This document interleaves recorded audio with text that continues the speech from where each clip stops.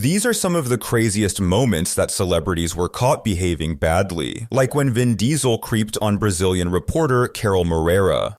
I found out that you are a nerd like me. You love Dungeons and Dragons. I'm anything like you because I love you. But I'm anything like you because I love you. Guys, really? Look how beautiful she is. You guys think it's a joke. How am I supposed to sit over here when I'm looking at such beauty? Come on, guys. She's beautiful. She's so beautiful. I'm in love. Diesel's pervy behavior didn't end there, as the actor would continue with his unwanted advances towards Moreira, even invading her personal space. I love her. Man, she's so f***ing sexy. It's not, I can't do this interview. Look at her. Does anyone say this? Guys, what's wrong? Am I the only one that's saying it? Look at her. She's so f***ing beautiful. It's like you can't even do an interview with her because you're just like, da, da, da, da, da, da, da, da. The discomfort on Moreira's face grew increasingly apparent as Diesel's creepy tirade went on, prompting her to quickly wrap up the conversation and make her escape. When did this turn into Beautiful World? When did this turn into the most gorgeous girl in Brazil? When did this turn into I love you? Thank you so much. Thank you very much. In a similarly inappropriate interview, Red Hot Chili Peppers frontman Anthony Kiedis would unexpectedly kiss interviewer Erica M. despite her clear objections. Back off, baby. I'm just getting a little kiss. I'm just getting the teeniest kiss. The size. Yeah. Oh, God. All right, this is a little kiss. You know, people are watching this. You're making me blush. M's discomfort would only intensify as Kiedis proceeded to ask her an extremely personal question. Can I ask you a question? Yes. What color are your underwear? I forget. What color? Check. I can't We'll know. take a check. I'll tell you after. All right. Kiedis continues to release music to this day, unlike disgraced R&B singer R. Kelly, whose career has been irreparably destroyed following decades of disturbing allegations. In 2002, Kelly was prosecuted on charges of CP, leading to a contentious trial that ultimately resulted in his acquittal in 2008. In an interview with BET later that year, when asked if he liked teenage girls, Kelly's shocking response did not include a definitive no. Do you like teenage girls? When you say teenage, how are we talking? Girls who are teenagers, 19? 19 and younger. I have some 19-year-old friends. The interview aired just once before R. Kelly's legal team quickly demanded its removal. However, this was not the last instance of Kelly tarnishing his reputation on air, as the singer would later experience a complete meltdown during a 2019 interview with CBS News. I didn't do this stuff. This is not me. I'm fighting for my life. Y'all killing me with this. At the time, the singer faced renewed scrutiny following the release of the investigative documentary Surviving R. Kelly. This prompted additional law enforcement investigations, leading to multiple convictions, his arrest, and this utterly unhinged interview. I hope this camera keep going. No, we're gonna This let is the not camera keep true. rolling. Okay, This is not, doesn't even make sense. A visibly emotional Kelly tearfully portrayed himself as the victim throughout his interview with Gayle King. However, his laughable justifications left no doubt that his career was finished. I need help. What kind of help? This is the kind of help I need. Yes, what kind of help? I need somebody to help me not have a big heart. Because my heart is so big. People betray me, and I keep forgiving them. You sound like you're playing the victim here. You sound like R. Kelly, you do. When I listen to you, I'm it just does telling sound the like... truth. In this next excruciatingly uncomfortable interview, actor Sir Ben Kingsley spends the entirety of his conversation with reporter Poppy Jamie condescendingly talking down to her. Demolished about 4 croissants. Oh, good. Yeah, which is always a good way to start the morning. Well, Very any good. morning. What was in the croissants? Well, I had an almond croissant, I then had a Danish pastry, and then I just had a chocolate muffin. Oh, excellent. Excellent. Excellent. I thought there might be drugs in the muffins. I think there were, don't you? Quick, Definitely. Before they wear off. Yes. Right. I would get this while we can, actually. Are you rolling? Excellent. Okay. I'm not going to say anything in this interview. We're just going to enjoy you laughing and talking about croissants, okay? Go. Despite Kingsley's demeanor, Jamie pressed on, only to be met with terse replies from the surly actor. If a film of yours ever comes on screen, do you sit down and watch it? No, I don't. No. Next question. Is that just because you don't really like watching your films, or is it? No, I just have better things to do than sit in front of the television. Quite Sit right. back, otherwise we can't see you and you're out of focus. There you go. Very much. In the end, despite Jamie's sincere efforts, this interview was simply beyond redemption. And you don't just go into work just because it's fun on the day off? No. Would you do that? Yeah. Would you go into your office on a day off just for fun and have... yes, and eat more croissants, I suppose. Yes, if Rebel Wilson was in my team. Well, he's not, though, is he? And while Kingsley was passive-aggressive, actor Bruce Willis would bluntly express his disdain for speaking to the press during this next interview, which was undoubtedly humiliating for reporter Jamie Edwards. Has any actor ever told you this, Jamie? This part is not acting, what we're doing right now. You might be, but we're just selling the film now. Sales. The fun part was making the movie. The fun part happened, yeah. So how would you sell me the film then? What would you say that is the wouldn't. best part about the film? I would slash my hooves. Things didn't get better as the interview progressed, with Willis conveying his desire to be anywhere but there. See, Bruce, I can imagine you just love to get in a car and just drive off. You know, I can imagine you doing like the whole Route 66 thing one day.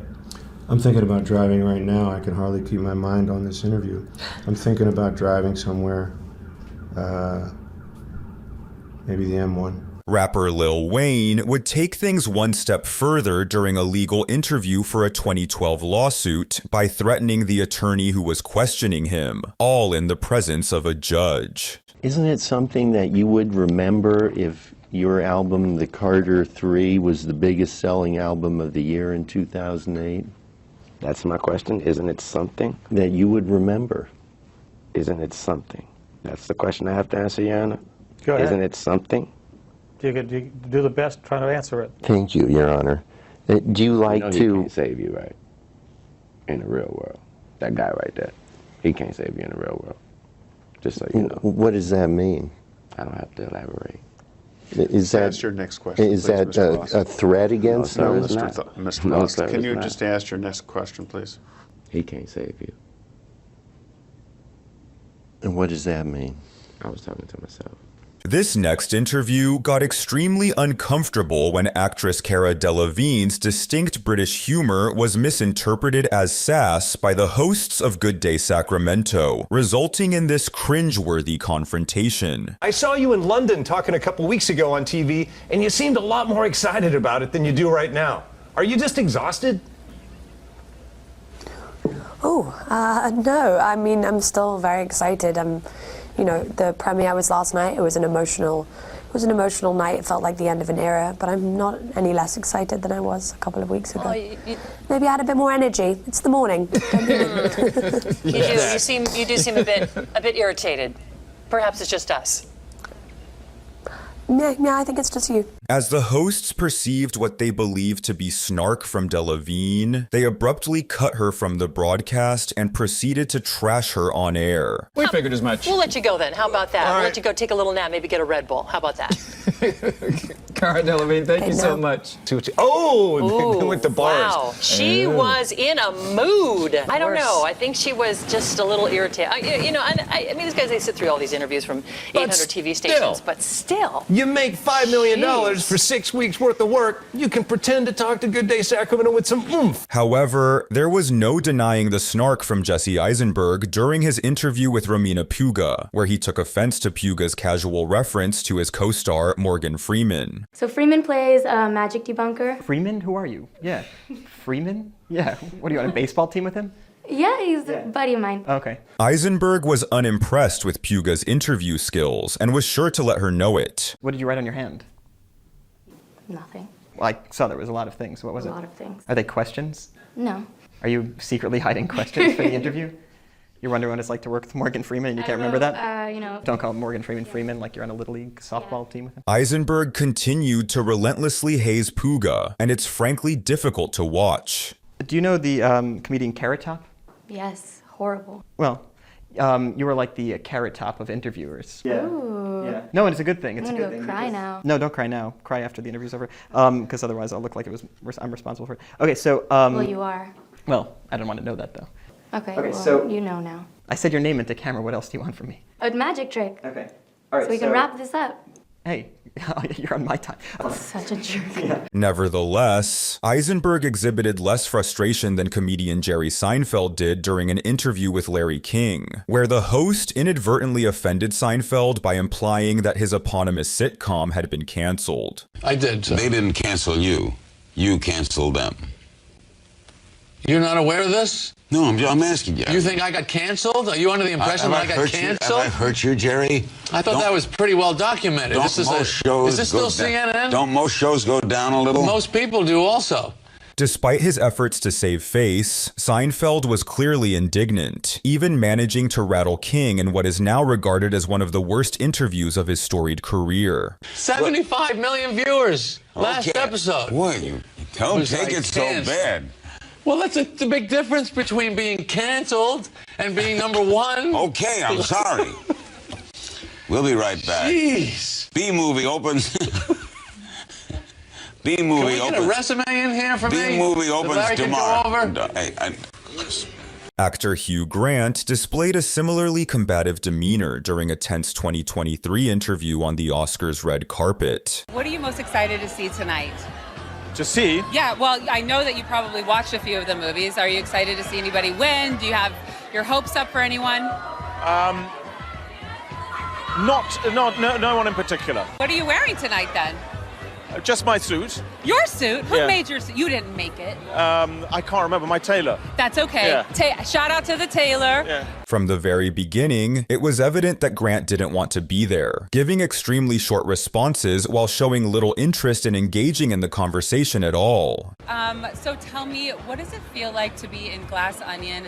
It was such an amazing film. I really loved it. I love a thriller. How fun is it to shoot something like that? Well, I'm barely in it. I'm in it for about 3 seconds. Yeah, but still, you showed up and you had fun, right? Almost. Okay, all right. Okay.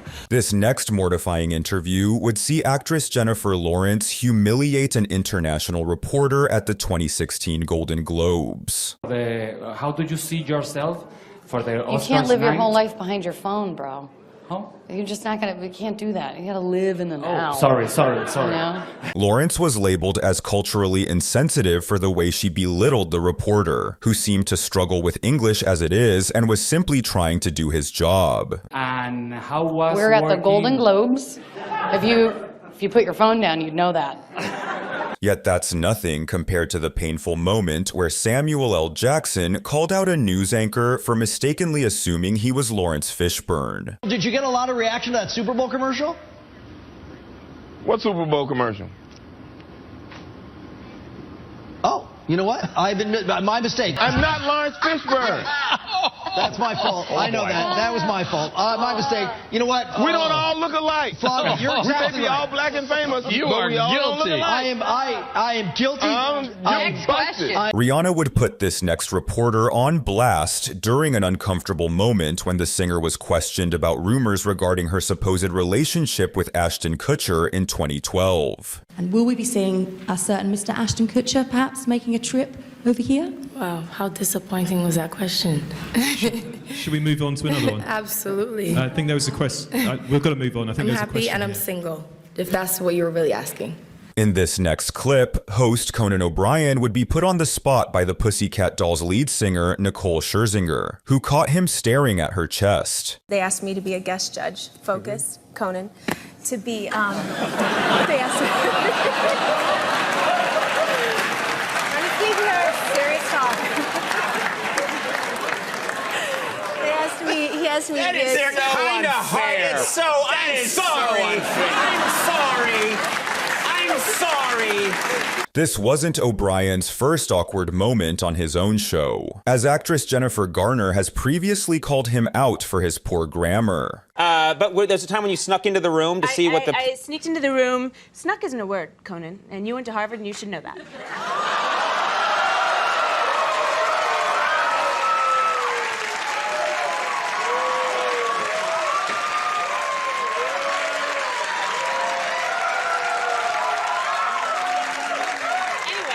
However, this time Conan had receipts. Oh, what the hell? Look right here. Snuck, past and past part of sneak.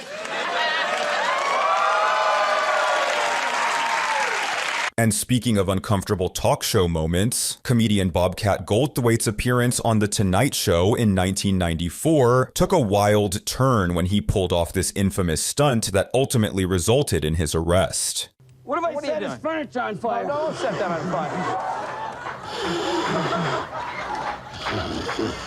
Now you have to sit in this. Now sit down, sit down. Sit down, sit down.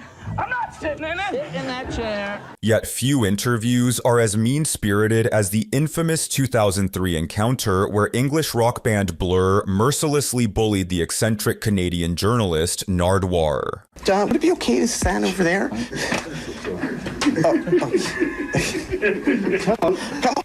Stand there and ask your question. Okay. It's going to be fine. Okay, okay. We're all going to be fine. Okay. Don't worry about it, mate. This interview was painful to watch, as drummer Dave Rowntree would snatch Nardwuar's hat and glasses, throwing them around while Nardwuar does his best to navigate the situation. You happy? No, I'm not. You don't look happy. I am not. I want my hat back, please. Okay, there we go. Blur would later apologize for their behavior during this interview, much like TV legend Tony Danza, who faced widespread criticism for the way he treated reporter Rye Myers. Now, what's your favorite New York City staple food item? Is it a pizza or hot dog? You know what? You got to do, buddy. You got to come up with better questions. Come on, let's go. I got to go. Thank you, Tony. Other times, a celebrity's behavior causes their career to take a drastic nosedive, like when Michael Jackson admitted to hosting sleepovers with children in his bedroom. But is it really appropriate for a 44-year-old man to share a bedroom with a child who is not related to him at all? That's a beautiful thing. That's not a worrying thing?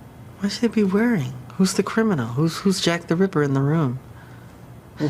This is a guy trying to help heal a child. Jackson's revelation instantly sparked a firestorm of controversy, with the Los Angeles Department of Child and Family Services quickly launching an official investigation into the matter. But Jackson still had more to say. But I have slept in the bed with many children. I sleep in the bed with all of them. When Macaulay Culkin were little, Kieran Culkin would sleep on this side, Macaulay Culkin's on this side, his sister's in there. We're all just jamming the bed.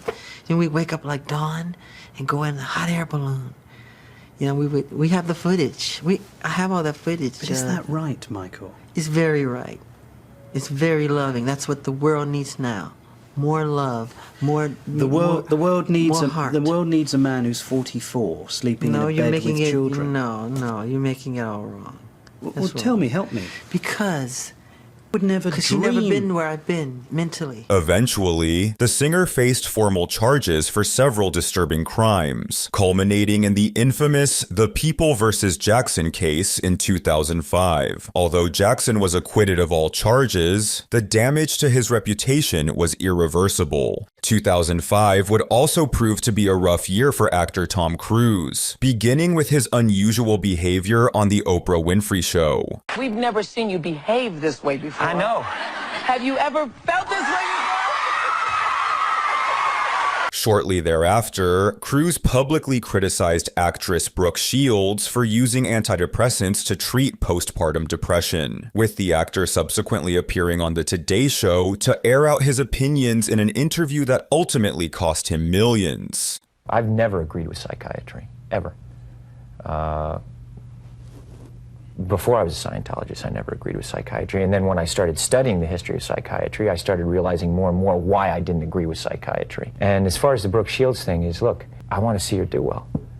And I know that psychiatry is a pseudoscience. As host Matt Lauer persistently questioned Cruise on his anti-psychiatry stance, the actor grew increasingly combative, seemingly oblivious to the impending repercussions his words would have on his career. But aren't there examples where it works? Matt, you're glib. You don't even know what Ritalin is. If you start talking about chemical imbalance, you have to evaluate and read the research papers on how they came up with these theories, Matt.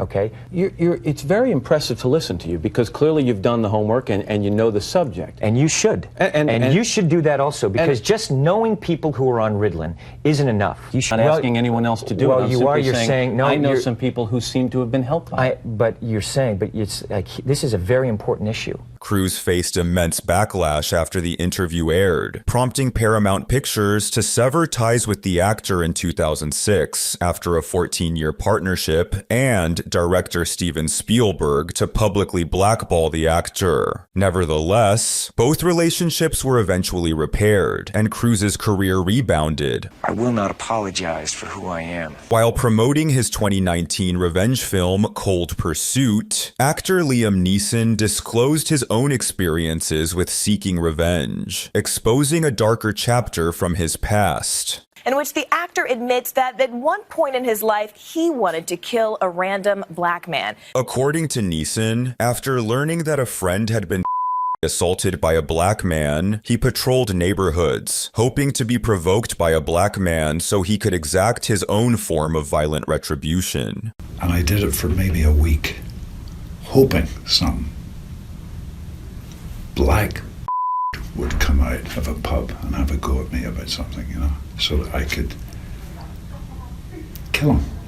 Fortunately for everyone involved, Neeson managed to calm himself down before anything grave occurred. However, his words sparked backlash, with the actor subsequently participating in several interviews to manage the fallout and express remorse. I'm not racist.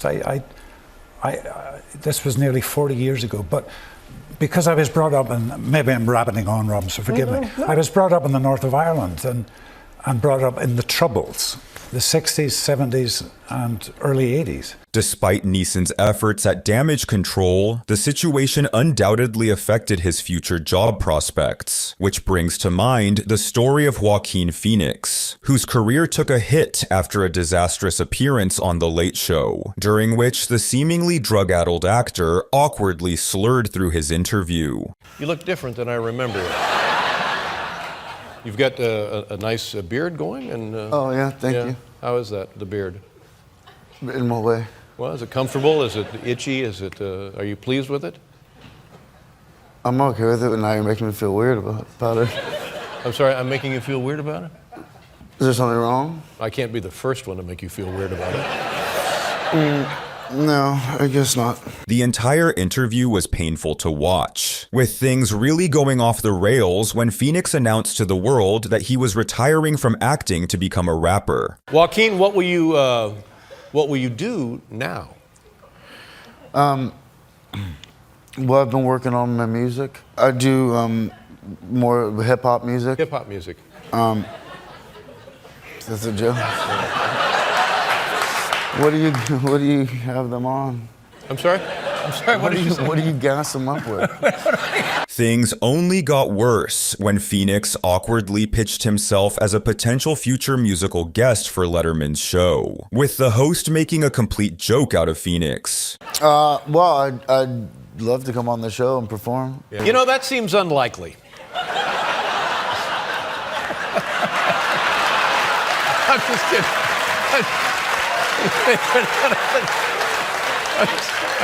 I've seen some of the other guests. I know, no, you're right. Sure. Okay, well, we'll certainly keep you in our Rolodex. Phoenix, however, would soon grow tired of Letterman's continued verbal jabs at him, with the interview becoming more and more confrontational as it went on. All right, you're doing fine. Thanks. High praise coming from you. Is that really? That's the. We're having fun. Is that's We're fun? having fun. Just relax. Okay. Seriously. I'll come to your house and chew gum.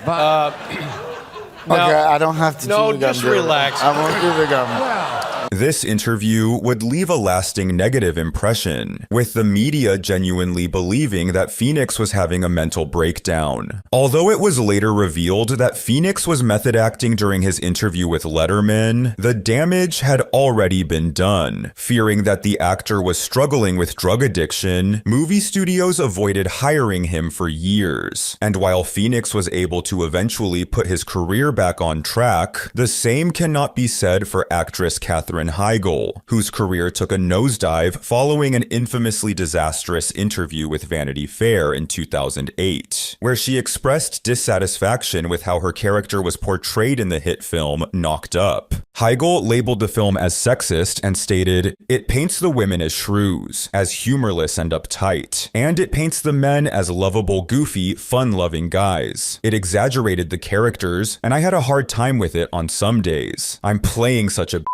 Why is she being such a killjoy? Why is this how you're portraying women? It was hard for me to love the movie." Whether one agreed with her comments or not, they were widely seen as unprofessional. The actress was subsequently branded as a diva and was blacklisted from Hollywood. Heigl's career never recovered, a fate that now seems to loom over the next celebrity we'll discuss, Jonathan Majors. The actor's meteoric rise to fame came to an abrupt end in 2023 when he was arrested and subsequently found guilty of assaulting and harassing his ex-girlfriend. In an effort to salvage his reputation, Majors appeared on Good Morning America, where he made an unconvincing effort to deflect blame. How did those injuries come about? I wish to God I knew. That would give clarity. That would give me some type of peace about it. But you're confident you didn't cause I have no them. question. My hands have never struck a woman. Ever. Majors failed to convince the public of his innocence, resulting in his removal from all upcoming film projects, including a massive part as the Marvel Cinematic Universe's next big villain. He has not been cast in any new roles since, and has struggled to regain his former prominence, much like celebrity chef Paula Deen, whose lovable image of warm Southern hospitality was dramatically shattered by an infamous scandal in 2013. Hey y'all, I'm Paula Deen, and if there's one food I really, really love, it's a potato. During a deposition for a lawsuit alleging racial and sexual discrimination at her restaurants, Deen confirmed under oath that she had, quote, "of course, used the N-word on occasion," and even admitted that she had considered hosting a plantation-style wedding with black servers dressed as slaves. In the complaint, Jackson, who is white, says Deen was planning her brother's wedding in 2007 and stated, quote, "What I would really like is a bunch of little N-words to wear long-sleeve white shirts, black shorts, and black bow ties. Now that would be a true Southern wedding, wouldn't it?" As the backlash intensified, Deen appeared on the Today Show to address the controversy, but her clumsy interview only made the situation worse. You were asked whether using the N-word in telling a joke was hurtful, and you said, quote, "I don't know, most jokes are about Jewish people, rednecks, black folks. I didn't make up the jokes. They usually target, though, a group. I can't myself determine what offends another person." That last sentence gets me. I can't myself determine what offends another person. Do you have any doubt in your mind that African Americans are offended by the N-word? I don't know, Matt. I have asked myself that so many times. Deen adamantly insisted she was not a hateful person, but as tears began to flow, her outburst became unbearably cringeworthy. And I tell you what, if there's anyone out there that has never said something that they wish they could take back, if you're out there, please pick up that stone and throw it so hard in my head that it kills me. Please, I want to meet you. I want to meet you. I is what I is, and I'm not changing. As public sentiment towards Deen continued to decline, her countless sponsors dropped her like a sack of potatoes, driving her further into obscurity. Moving from Paula Deen to Paula Abdul, this 2007 interview with the singer, who was promoting the latest season of American Idol, got off to a rough start as Abdul appeared noticeably intoxicated. Right off the bat, what do Idol fans have to look forward to this season, and what are you looking forward to seeing? Well, Is that what it is? I was wondering, what is that?